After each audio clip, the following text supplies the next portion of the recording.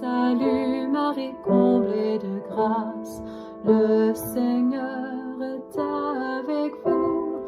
Vous êtes bénie entre toutes les femmes, et Jésus, votre enfant, est béni. Olá, meu irmão, minha irmã. Que alegria ter você em mais uma aula do nosso curso. Seja muito bem-vindo.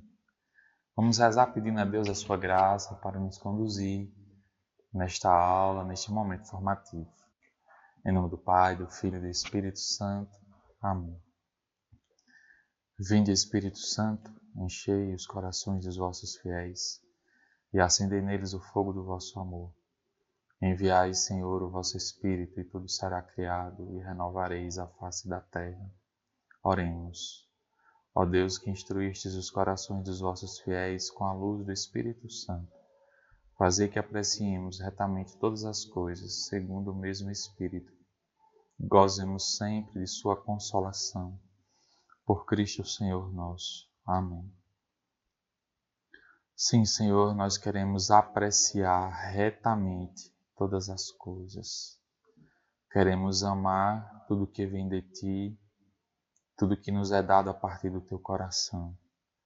Por isso, Senhor, queremos pedir o auxílio do Teu Espírito Santo para nos dar boas intenções, boas motivações, para nos dar a disposição de aprendermos e de nos deixar formar por Ti. Queremos Te pedir, Senhor, estas graças pela intercessão poderosa da Virgem Maria. Ave Maria, cheia de graça, o Senhor é convosco. Bendita sois vós entre as mulheres, bendito é o fruto do vosso ventre, Jesus. Santa Maria, Mãe de Deus, rogai por nós, pecadores, agora e na hora de nossa morte. Amém. Ó Maria concebida sem pecado, rogai por nós que recorremos a vós. Nossa Senhora, sede da sabedoria, rogai por nós. Em nome do Pai, do Filho e do Espírito Santo. Amém.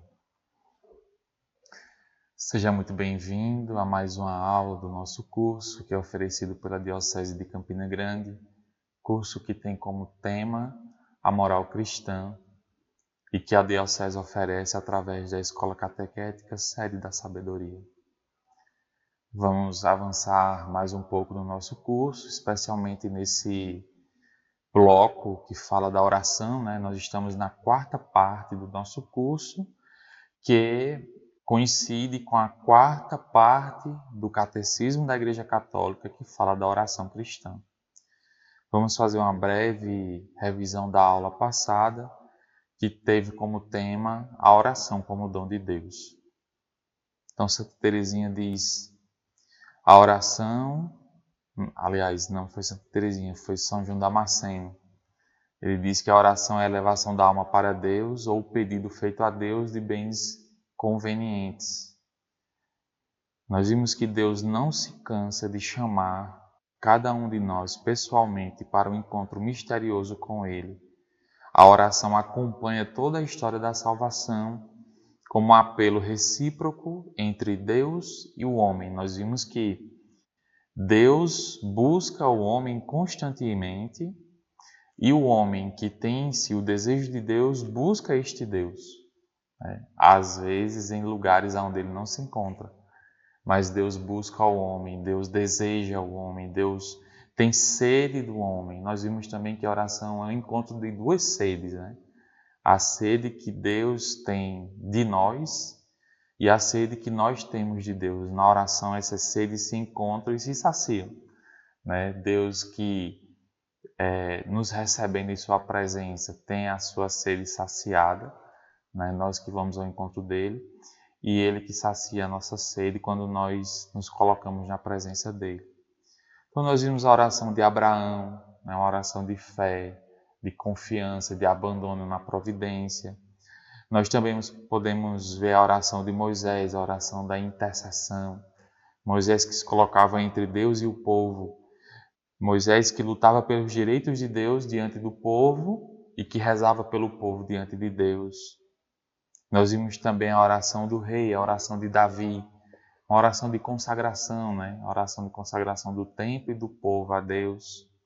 A oração dos profetas que ouvindo a voz de Deus, recebendo dele um mandato missionário, anunciava as maravilhas de Deus diante do povo e denunciava o pecado.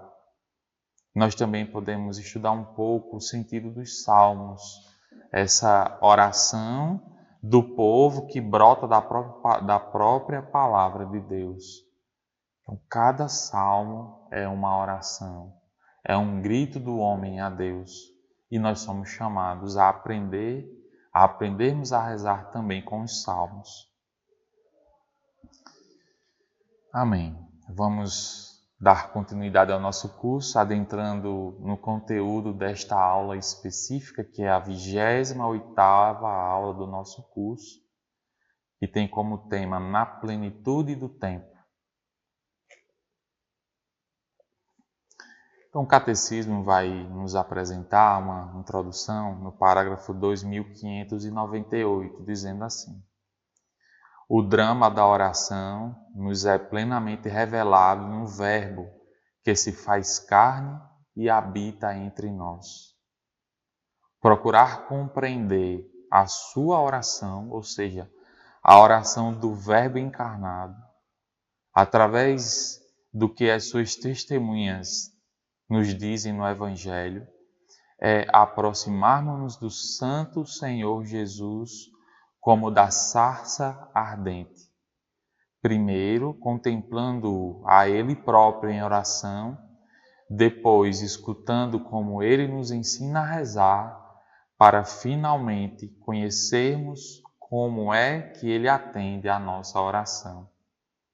Então, nós somos convidados a olharmos para Jesus. Olharmos Jesus rezando, orando, se relacionando de maneira íntima e pessoal com o Pai. E depois ouvirmos dele, ouvirmos as suas palavras, ouvirmos e prestarmos atenção na sua forma de rezar, para depois rezarmos a ele e contemplarmos como ele atende a nossa oração. É o convite da igreja através do catecismo. Jesus é a fonte da oração e a fonte dos ensinos sobre a oração. É com Jesus que primeiramente nós devemos aprender. É com Jesus que a igreja aprende a rezar. No parágrafo 2599 vai dizer assim: o Filho de Deus, que se tornou filho da Virgem, aprendeu também a rezar segundo o seu coração de homem. Então é a humanidade de Jesus quem reza. A humanidade de Jesus quem reza. Em todos os momentos, nas noites, nos montes, na ação de graças que Jesus tantas vezes fez, nos pedidos, nas súplicas. A gente lembra da oração sacerdotal de Jesus, que a gente pode ler no capítulo 17 do Evangelho de São João. Jesus diz assim: Pai, eu rezo por eles, para que eles sejam um como eu e tu somos um. Então, é a humanidade de Jesus, é o Filho do homem que reza, que se eleva ao Pai. E é com este Filho do homem, com o Verbo encarnado, que nós aprendemos a rezar. Então, Jesus aprendeu as fórmulas de oração com a sua mãe, que conservava e meditava em seu coração todas as grandes coisas feitas pelo Todo-Poderoso. Ele reza nas palavras e nos ritmos da oração de seu povo, na sinagoga de Nazaré e no templo. Sua oração, no entanto, brota de uma fonte bastante secreta, como deixa prever com a idade de 12 anos, eu devo estar naquilo que é de meu Pai, disse Jesus no templo aos 12 anos. Aqui começa a se revelar a novidade da oração na plenitude dos tempos, a oração filial que o Pai esperava de seus filhos, será enfim vivida pelo próprio Filho único em sua humanidade, com os homens e para os homens. Veja quantas coisas a gente pode tirar somente desse parágrafo do Catecismo. parágrafo 2599. Primeiro que Jesus aprende as fórmulas da oração com a sua mãe. Na humanidade de Jesus, ele aprende a rezar com a sua mãe. Que interessante, né? Maria que guardava todas as coisas no coração. O cântico do Magnífica, né? A oração do Magnífica, ela é inspirada no cântico de Ana e em outras passagens do Antigo Testamento. Então Maria rezava, Maria conhecia as Sagradas Escrituras, né? Conhecia o Antigo Testamento, a Bíblia hebraica, né? Vamos dizer assim, ela conhecia e rezava com esta palavra, rezava com os profetas, com os salmos, com a Torá, enfim, Maria rezava com aquilo que a fé judaica tinha disponível. E Jesus aprende a rezar com Maria. Mas mesmo assim havia uma fonte secreta naquele menino que aos 12 anos foi capaz de dizer: eu devo me ocupar das coisas do meu pai. E não era o pai José, era o pai do céu, né? O Todo-Poderoso. Jesus aprendia de Maria, mas ao mesmo tempo tinha essa fonte, né? Que a gente pode deduzir que é a própria pessoa divina de Jesus. Nessa união hipostática, né? Não a pessoa divina de Jesus, perdão. A substância divina, porque a pessoa é uma só, a pessoa de Jesus. Mas as duas substâncias subsistem nesta pessoa. A substância humana e a substância divina, a humanidade e a divindade de Jesus. Então essa divindade de Jesus era a fonte para, na humanidade de Jesus, ele ter uma oração misteriosa, elevada, profunda. Né? Uma oração que só ele poderia ter. Né? Então, na humanidade, ele aprende de Maria, mas na sua humanidade ele bebia desta fonte, da sua substância divina. Também a gente pode aprender deste parágrafo. Veja como isso é fundamental, nós prestarmos atenção. Aqui começa a se revelar a novidade da oração na plenitude dos tempos. Então, Jesus inaugura uma nova forma de rezar, que é a oração filial. Ele inaugura essa oração onde nós olhamos para Deus como nosso Pai. Como nosso Pai. Então, a gente tinha até então, aqueles que eram chamados e enviados por Deus, né? Como Abraão. A gente tinha os profetas, os reis. Jesus inaugura o tempo dos filhos, né? A oração filial. Nós nos colocarmos na presença deste Deus como filhos que querem conversar com o Pai, que querem ouvir o Pai, que querem obedecer o Pai, que querem entrar nessa união íntima de amor, de amizade com o Pai. É a novidade da oração de Jesus, é a novidade da plenitude dos tempos. E é assim, irmãos, que devemos rezar. Deus olha para nós primeiramente como filhos. A gente já comentou sobre isso em aulas passadas. Nós somos missionários, nós somos eleitos, nós somos servos, mas antes de tudo, a relação fundamental que deve existir entre nós e Deus, e que existe, mas que nós precisamos tomar consciência e tomar como base de toda a nossa caminhada, toda a nossa vida espiritual, é a relação de Deus que é Pai conosco, que somos seus filhos. Porque Deus olha para nós primeiramente como filhos. Porque era assim que ele olhava, que o Pai olhava para Jesus na plenitude dos tempos, no tempo da encarnação, né? No tempo que ele esteve aqui presente em nosso meio. Pai olha para Jesus como filho. A gente pode contemplar isso no batismo de Jesus. Eis o meu filho amado, em quem eu ponho todo o meu querer. Depois, em Tabor, Eis o meu filho, escutai-o. Né? A voz do Pai que ressoa para que toda a criação ouça. Este é o meu filho, escutai-o, em quem eu ponho toda a minha afeição. E não é assim que Deus olha para nós? É assim que Deus olha para você. Eis o meu filho, a minha filha, de quem eu quero cuidar, a quem eu quero manifestar a minha misericórdia, a quem eu quero manifestar a minha providência, com quem eu desejo me relacionar. Deus olha para você como filho, como filha. E é a relação fundamental na nossa vida espiritual, a relação filial. Então, a oração filial que o pai esperava de seus filhos será, enfim, vivida. Veja, até então o pai esperava que todos se relacionassem com ele como filhos.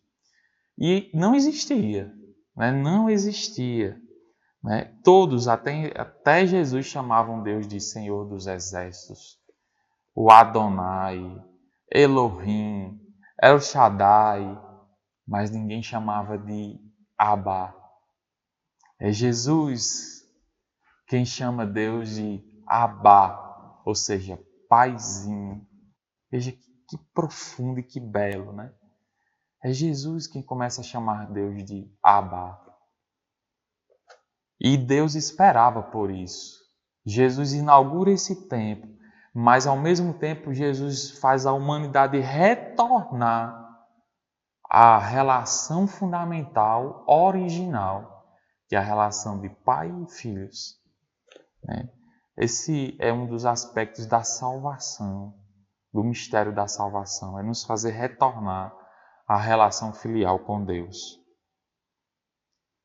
No parágrafo seguinte, 2600, a igreja ensina: o Evangelho segundo São Lucas destaca a ação do Espírito Santo e o sentido da oração no mistério de Cristo. Jesus ora antes dos momentos decisivos da sua missão, antes de o Pai dar testemunho dele por ocasião do seu batismo e da transfiguração, e antes de realizar por sua paixão o plano de amor do Pai. Ora também antes dos momentos decisivos que darão início à missão dos apóstolos, antes de escolher e chamar os 12, antes que Pedro o confesse como Cristo de Deus, e para que a fé do chefe dos apóstolos não desfaleça na tentação. A oração de Jesus, antes das ações salvíficas que realiza a pedido do Pai, é uma entrega humilde e confiante de sua vontade humana à vontade amorosa do Pai. Meus irmãos, que profundo e que belo. Né? O que a igreja vai nos revelando, né? Vai tirando o véu. Né? Então, Jesus que vai rezando antes desses momentos decisivos, né? Antes do batismo, da transfiguração, da escolha dos apóstolos, né? Jesus que reza antes de Pedro proclamar Jesus ser o Filho de Deus, né? Tu és o Cristo, o Filho de Deus vivo. Jesus que reza antes da sua paixão, né? Jesus que reza em tantos outros momentos, né? Jesus que rezava ali à noite, né? No monte, nas montanhas, ali na solidão, no segredo da montanha. Jesus ensina o segredo do quarto, né? Entra no teu quarto e reza ali, porque no segredo o Pai vai te ouvir, te escutar, né? E se relacionar contigo. Jesus que rezava no segredo da montanha à noite. Antes de tantos momentos decisivos, Jesus reza para quê? Para entregar humildemente e de forma confiante a sua vontade humana à vontade amorosa do Pai. Uma oração de entrega. Meus irmãos, isso é fundamental. A nossa oração deve ser sempre também uma oração de entrega. Eu vou ao encontro do Senhor para submeter a minha vontade à vontade do Pai. Isso faz toda a diferença. Isso faz aumentar exponencialmente a qualidade da nossa oração. Porque muitos de nós temos a tentação de irmos rezar para dobrar Deus à nossa vontade, para convencer Deus de fazer a nossa vontade, né? Para forçar Deus a fazer a nossa vontade. A gente vai pedir, mas é muito mais uma ordem do que um pedido, do que uma súplica. Essa oração não tem qualidade, não gera frutos, não gera comunhão, não gera conversão, não gera mudança de vida. A oração vai gerar frutos quando ela for uma submissão da nossa vontade à vontade do Pai. Como Jesus fez tantas vezes, quando rezava na montanha, quando entrava em diálogo com Deus, da noite, no silêncio, no recolhimento, no segredo. Jesus entregava a sua vontade humana à vontade do Pai, diante de tantas decisões importantes. Não é? E a gente vê o ápice dessa oração de entrega, cheia de humildade e de confiança,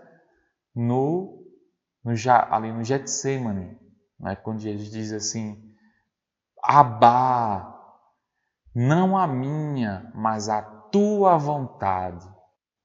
Não a minha, mas a tua vontade, Abá. Jesus entrega, oferta a sua vontade. E ali, olhando de forma teológica, escatológica, aconteceu a maior de todas as guerras, a maior de todas as batalhas. O que nenhum homem pôde fazer, Jesus fez, que foi entregar a sua vontade à vontade de Deus. Entregar, ofertar, se despojar, abandonar a sua vontade aos cuidados da vontade de Abá, Paizinho. Que belo, né? E é com Jesus que aprendemos. Assim deve ser a nossa oração. Se a gente deve ter um objetivo na vida, né? Além da santidade, um objetivo que está dentro desse grande objetivo que é a santidade. É a gente rezar como Jesus, nos colocar diante de Deus como filhos, ofertando, entregando a nossa vontade à vontade do Pai.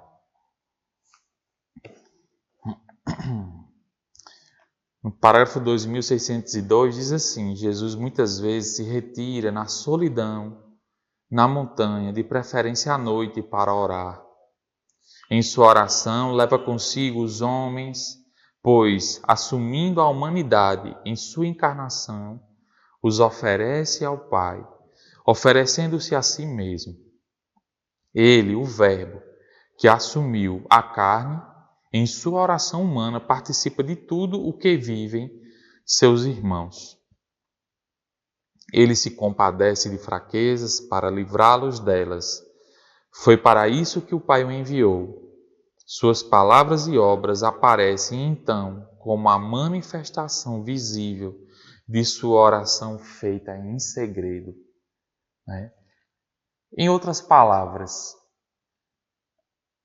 as obras, as ações de Jesus são um transbordamento da oração. Né? As ações, as obras são um transbordamento da oração de Jesus. Porque já na oração de Jesus, ele eleva ao Pai toda a humanidade, todos nós. Porque ele mesmo, assumindo a nossa carne, né, já eleva a nossa humanidade, não só nas palavras de Jesus, mas no seu corpo, que é carne como a nossa carne, né, ele já nos eleva. Ao rezar, a nossa humanidade já é ofertada ao Pai, já é apresentada ao Pai, porque ele nos assume. Então, tudo em Jesus é a apresentação da nossa humanidade ao Pai. Então, ali na relação íntima, no segredo da oração da noite, na montanha, né? Jesus nos apresenta ao Pai e isso transborda na sua vida, nos seus sinais, nas suas obras, né? Na sua paixão, morte e ressurreição. E isso também é um ensinamento para nós. A nossa oração, ela não deve se encerrar naquele momento da oração. Eu rezo ali, paro ali e vou viver a minha vida como se fossem duas realidades separadas, né? Paralelas. Né? Como se fosse uma esquizofrenia. Como se nós tivéssemos dois eus. Um eu que vai para a oração e um outro eu que faz as coisas do cotidiano. Não é assim a oração verdadeira. A oração de Jesus nos ensina que a nossa oração deve transbordar na nossa vida. Aquilo que foi vivido na montanha deve ser transbordado, deve ser levado para a planície, para o vale. Né? E Jesus nos ensina isso lá no Tabor, na sua transfiguração. Como é bom permanecer aqui, né, Jesus? Pedro falou. Vamos construir aqui tendas, vamos ficar somente aqui. Jesus diz, não, é preciso descer, né? É preciso voltar. Né? Jesus nos ensina que a nossa oração deve transbordar, como um grande açude que, quando atinge a sua capacidade máxima, transborda, né? E como a gente diz aqui no Nordeste, sangra. E aquela água ali que foi enchendo o açude, que foi trazendo beleza àquele açude, vai transbordando e vai gerando vida por onde ela vai passando. É a união da contemplação e da ação. Não é? É a união do segredo com aquilo que é revelado. Assim deve ser a nossa oração aprendida de Jesus.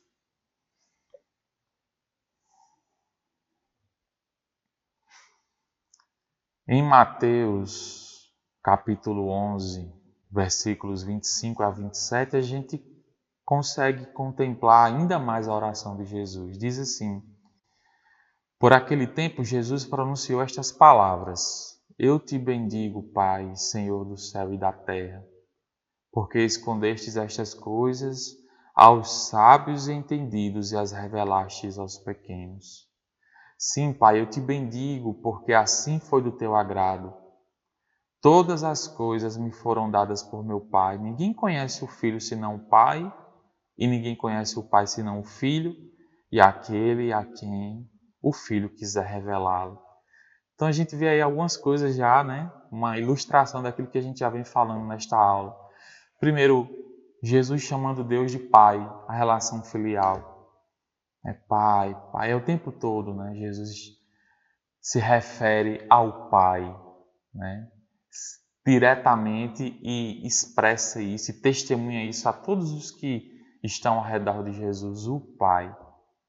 Depois, a gente percebe a ação de graças de Jesus. Ele inicia fazendo essa ação de graças.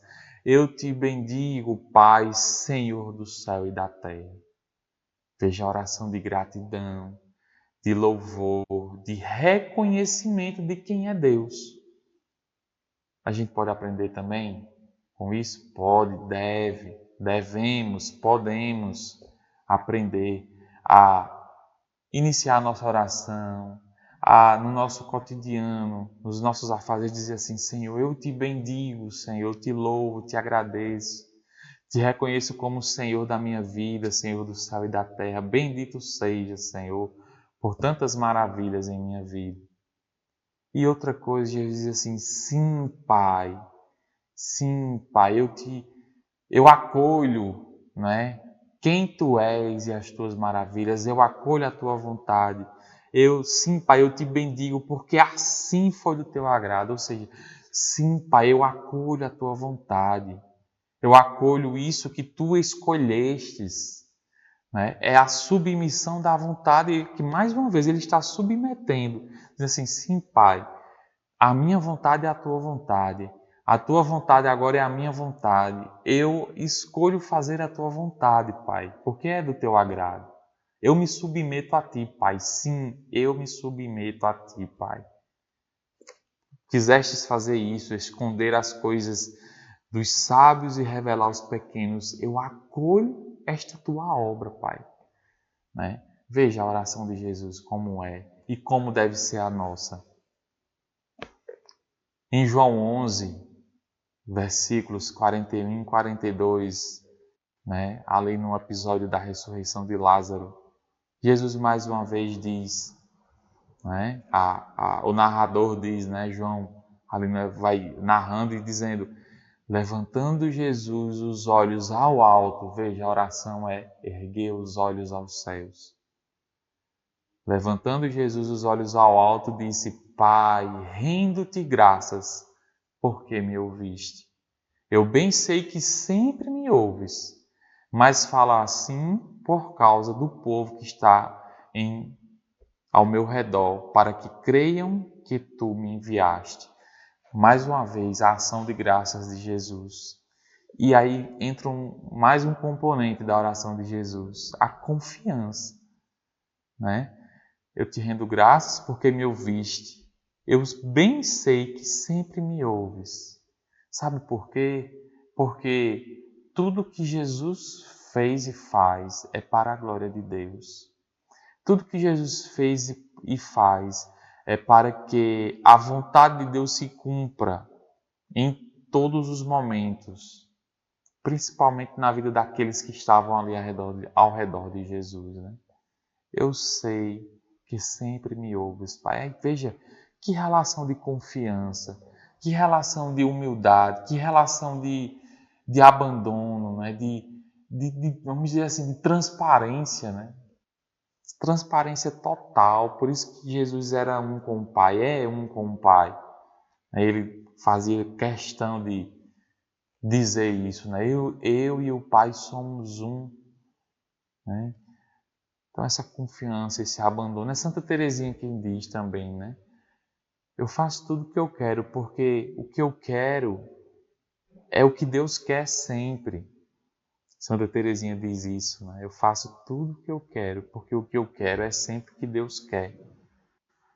É ter a confiança de que o que 100% do que a gente deseja é fazer a vontade de Deus. No parágrafo 2604 diz assim: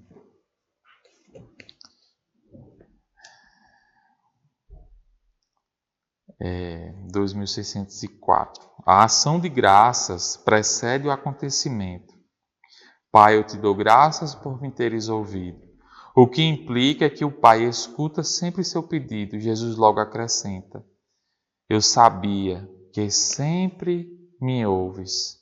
Isso implica que de sua parte Jesus pede de modo constante.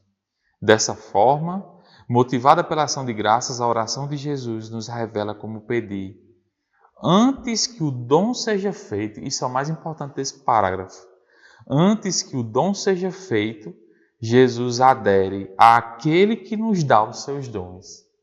Então, antes daquilo que Deus pode nos dar, nós devemos primeiramente aderirmos àquele que dá os dons. É nos abandonar primeiramente a Deus. O que vem depois, o que Ele vai nos dar, nos conceder, isso é muito bom. Mas o mais importante é quem dá as graças que nós pedimos. Então a nossa adesão deve ser primeiramente a Deus e depois aquilo que Ele nos dá. O doador é mais precioso do que o dom concedido. Ele é o tesouro, ele, o doador dos dons, é o tesouro. E nele está o coração de seu filho. O dom é dado por acréscimo. Então o coração de Jesus está no doador e não nas coisas que o doador concede. Também nós devemos buscar isso. Colocar o nosso coração em Deus. E o que Ele vai nos dar virá por acréscimo. O mais importante é o doador dos dons, que é Deus.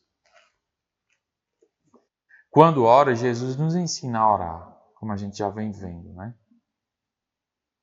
O caminho teologal da nossa oração é a oração ao Pai, é a sua oração ao Pai. Mas o Evangelho fornece-nos o ensinamento explícito de Jesus sobre a oração. Como bom pedagogo, toma conta de nós no ponto em que nos encontramos e progressivamente conduz-nos até ao Pai. Santo Agostinho que diz, né? A graça supõe a natureza. Então, Deus leva em consideração quem somos, o ponto em que nos encontramos, o estado de graça, a maturidade. E é a partir desse lugar onde nós nos encontramos que Deus começa a nos falar e a nos ensinar como devemos rezar. Dirigindo-se às multidões em que o seguem, Jesus parte daquilo que elas já conhecem acerca da oração segundo a antiga aliança e abre-as à novidade do reino que chega. Então é a partir da realidade. Então Jesus vai falar de elementos da própria cultura daquele povo. Jesus vai falar de ovelha, vai falar de viúva, vai falar de fariseus, vai falar de quarto, de montanha, né? A região ali tem as montanhas, né? Enfim, vai falar de pesca, vai falar de pão, de água, né? De sopro, de vento, das estações do ano. Então, a partir dos elementos que são conhecidos por aquele povo, Jesus começa a ensinar e começa a introduzi-los num caminho novo de oração. Também Jesus faz conosco, a partir da nossa realidade, Deus vai nos ensinar a rezar, porque a graça supõe a natureza. No parágrafo 2608 está escrito assim: no Sermão da Montanha, Jesus insiste na conversão do coração, a reconciliação com o irmão antes de apresentar uma oferenda no altar, o amor aos inimigos e a oração pelos perseguidores, a oração ao Pai em segredo, sem desperdiçar muitas palavras, o perdão do fundo do coração na oração, a pureza do coração, a busca do reino. Tal conversão é inteiramente orientada para o Pai, é filial. Então, Jesus vai falar muito do coração e direcionar, orientar os movimentos do nosso coração para o Pai. E, a partir deste movimento, entrar numa relação filial com Deus. É importante nós fazermos um exame de consciência a respeito das disposições do nosso coração. Porque se o nosso coração não estiver com disposições que nos direcionem para o Pai, a nossa oração não terá frutos, a nossa oração vai se perder, a nossa oração vai ser cansativa, vai ser um peso. Mas se lá no fundo do nosso coração nós tivermos como motivação fundamental a mesma motivação de Jesus, que é fazer a vontade do Pai, a nossa oração, primeiro, vai ser uma oração sempre filial, vai ser uma oração sempre filial, e segundo, vai ser uma oração que vai gerar muitos frutos. Vai ser uma oração profunda, uma oração autenticamente cristã. Porque a oração autenticamente cristã é uma oração que tem como fundamento fazer a vontade do Pai. Uma oração que tem como fundamento submeter a vontade humana à vontade do Pai. Então, qual é a motivação do nosso coração quando nós rezamos? Por que nós queremos rezar? Com qual objetivo nós queremos rezar? É importante fazermos essa revisão de vida ou esse exame de consciência. A oração de fé não consiste apenas em dizer Senhor, Senhor, mas em levar o coração a fazer a vontade do Pai. Jesus convida os discípulos a terem na oração a preocupação de cooperarem com o plano divino. Então, qual deve ser a motivação? Fazermos a vontade do Pai, submetermos a nossa vontade à vontade do Pai. Mas aí entra um componente que está descrito nesse parágrafo 2611, que é a fé. A fé. É a fé que nos faz crer que a vontade do Pai é o nosso paraíso, é o nosso céu, é o nosso lugar. É a fé. Sem fé, o centro da nossa oração será a nossa vontade. Será nós mesmos o centro da nossa oração. Porque sem fé, nós não cremos no céu, na vida eterna. Nós não cremos nas palavras de Jesus que diz assim: buscai em primeiro lugar o reino de Deus e a sua justiça, e o resto vos será dado em acréscimo. É pela fé que nós colocamos no centro da nossa oração a vontade de Deus e tudo em nós irá girar ao redor, irá orbitar a vontade de Deus. Lembro de uma oração de Santa Elizabeth da Trindade que diz assim: Senhor, vacinai-me para que eu não consiga mais sair de vossa irradiação. Essa é uma oração de fé, não é?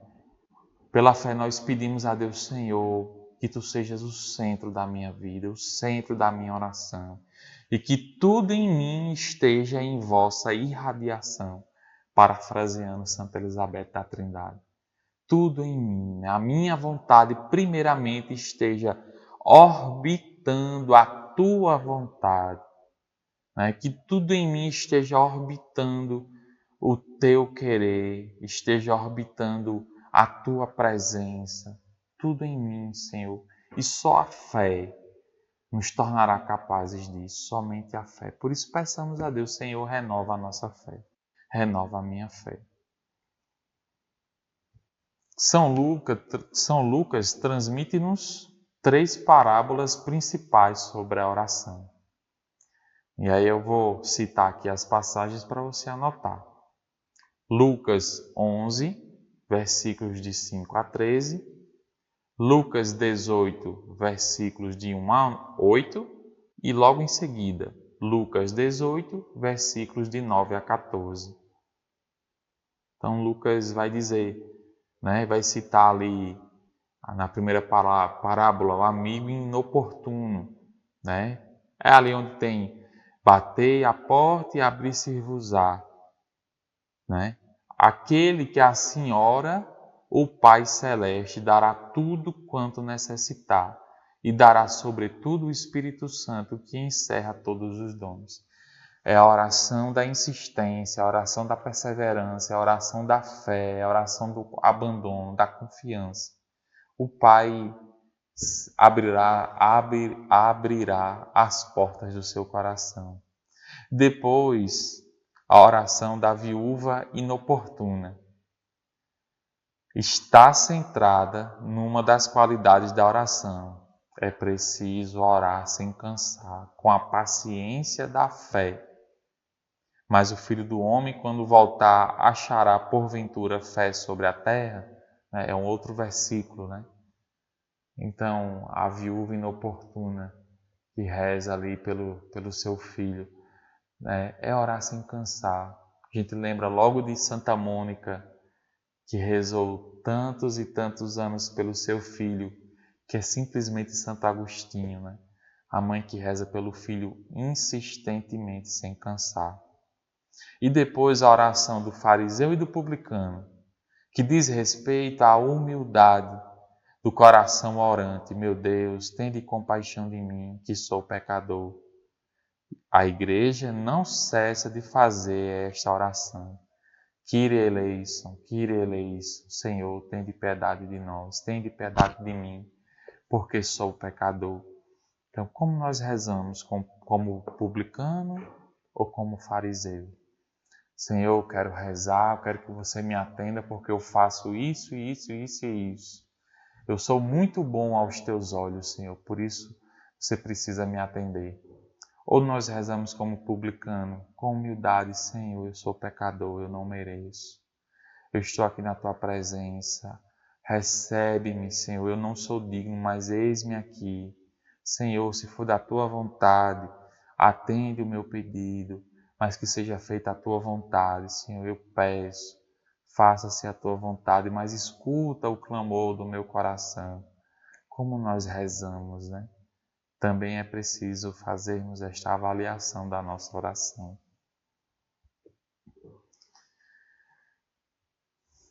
E avançando, né? Quando Jesus confia abertamente aos discípulos o mistério da oração ao Pai, desvenda-lhes o que deve ser a oração deles e a nossa quando ele tiver voltado para junto do Pai na sua humanidade glorificada. O que há de novo agora é pedir em seu nome. Então, nessa relação de filhos para com o Pai, a nossa oração deve ser em nome do Filho, o unigênito, né? Porque nós, ao sermos batizados, nós nos tornamos filhos no Filho. Então, toda a nossa relação com o Pai passa por Jesus. É em Jesus, é por Cristo, com Cristo e em Cristo, como a Eucaristia. Também a nossa oração deve ser por Cristo, com Cristo e em Cristo, né? A fé nele introduz os discípulos no conhecimento do Pai, porque Jesus é o caminho, a verdade e a vida. Então, a nossa oração sendo feita em nome de Jesus nos ajudará a crescer no conhecimento do Pai. E mais ainda, o que o Pai nos dá quando a nossa oração se une à de Jesus é outro Paráclito, para ficar convosco, para ficar conosco para sempre, o Espírito da verdade. Esta novidade da oração e de suas condições aparece logo no discurso do adeus. No Espírito Santo, a oração cristã é comunhão de amor com o Pai, não somente por Cristo, mas também nele. Até agora não pedistes nada em meu nome, pedi e recebereis, para que a vossa alegria seja completa. Então, além de o Pai ouvir a nossa oração quando nós a fazemos em nome de Jesus, também por Cristo, com Cristo e em Cristo, nós recebemos o auxílio do Paráclito. E a nossa oração será uma oração que agradará ao Pai, que subirá como um incenso ao Pai. A nossa oração será transfigurada, né? Como o Espírito é capaz de transformar o pão e o vinho no corpo e no sangue de Jesus, o Espírito Santo também é capaz de transformar a nossa oração, que tantas vezes é egoísta, é centralizada em nós mesmos, em uma oração que agrade a Deus, como a oferta do Filho na cruz. Sendo feita por Jesus, também será feita por meio do Espírito Santo. Por fim, nós contemplamos a oração da Virgem Maria.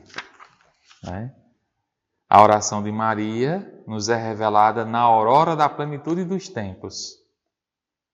Antes da encarnação do Filho de Deus e antes da efusão do Espírito Santo, sua oração coopera de maneira única com o plano benevolente do Pai. Na Anunciação para a concepção de Cristo, em Pentecostes para a formação da Igreja Corpo de Cristo, na fé de sua humilde serva, o dom de Deus encontra o acolhimento que esperava desde o começo dos tempos. Forte, né? Veja, na fé da sua humilde serva, o dom de Deus encontra o acolhimento que esperava desde o começo dos tempos. Então, pela fé de Maria, Deus encontra um lugar onde o seu dom será acolhido, né? no coração de Maria, o dom de Deus encontra acolhimento.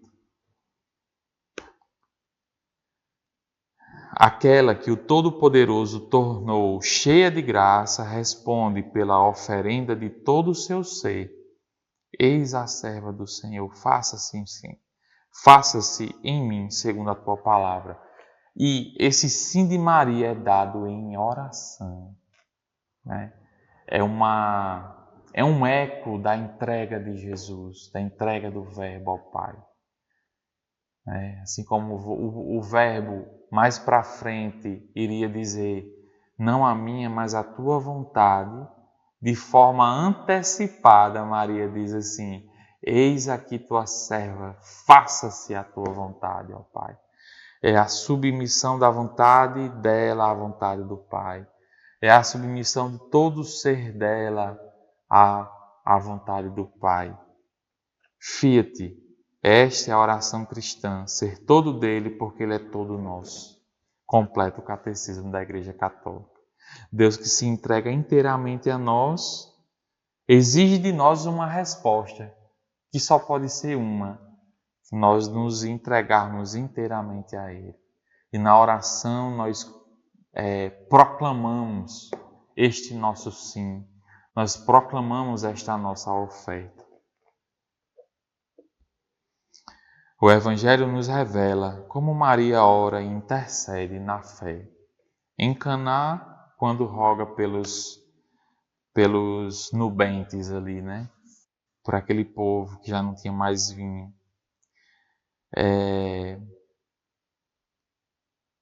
E a gente aprende de Maria também a rezarmos com fé.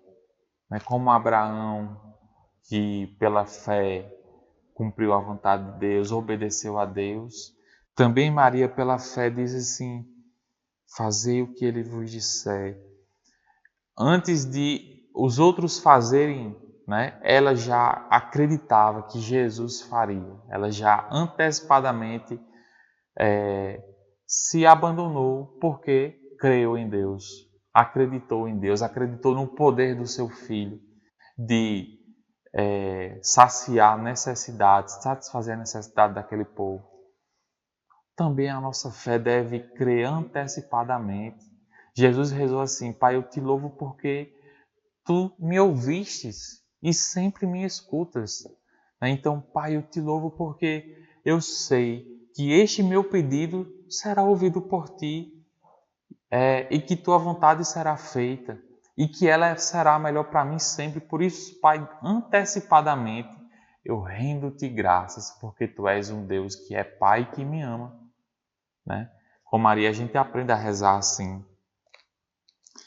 Por isso, o cântico de Maria, o Magnífica, é ao mesmo tempo o cântico da Mãe de Deus e da Igreja, cântico da Filha de Sião e do novo povo de Deus, cântico de ação de graças pela plenitude de graças distribuídas na economia da salvação, cântico dos pobres, cuja esperança é satisfeita pela realização das promessas feitas a nossos pais em favor de Abraão e de sua descendência para sempre. Então, Maria, ao rezar, está rezando ali a mãe e a filha, está rezando ali a igreja, está rezando ali também o povo de Deus, que contempla as maravilhas do Senhor, que diz assim: eis o teu servo. Obrigado, Senhor, porque me escolhestes como teu servo, porque me adotastes como teu filho, porque tua misericórdia se estende de geração em geração para todos os que eu tenho, porque tu manifestas o poder do teu braço, tu desconcertas os soberbos e exaltas os humildes. É a oração da igreja, é a nossa oração. Maria, como tipos da igreja, ou seja, como modelo da igreja, reza como a própria igreja. Né? Contemplando as maravilhas de Deus, proclamando as maravilhas de Deus e se entregando a esse Deus em oferta de amor. Aprendamos a rezar como Nossa Senhora. Aprendamos a rezar com fé, com confiança, abandonando a nossa vontade à vontade de Deus. Amém? Então vamos concluir esta aula pedindo ainda a intercessão da Virgem Maria, que ela nos ensine a rezar, ela que também é mestra da oração, ela que também rezou como Jesus rezou, que ela nos ensine a rezar, que ela nos ensine a ter uma oração que sobe aos céus como um incenso de agradável odor. Ave Maria, cheia de graça, o Senhor é convosco. Bendita sois vós entre as mulheres, bendito é o fruto do vosso ventre, Jesus. Santa Maria, Mãe de Deus, rogai por nós, pecadores, agora e na hora de nossa morte. Amém. Ó Maria concebida sem pecado, rogai por nós que recorremos a vós. Nossa Senhora, sede da sabedoria, rogai por nós. Em nome do Pai, do Filho e do Espírito Santo. Amém. Deus te abençoe. Até a próxima aula. Sainte Marie, Mère de Dieu, priez pour nous, pauvres pécheurs.